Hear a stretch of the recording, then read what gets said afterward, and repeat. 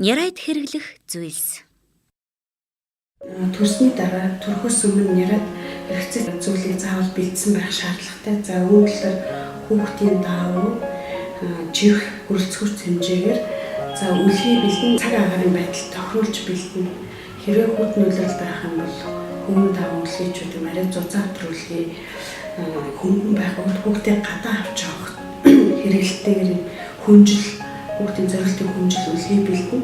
За тэгээ арчилахад хялбар богино хугацаанд солих боломжтой хүүхдийн ор, гудас, хүнжил, хулдаас хүнжлийн даавуу цагаан хэрэглийг бэлдсэн байх шаардлагатай.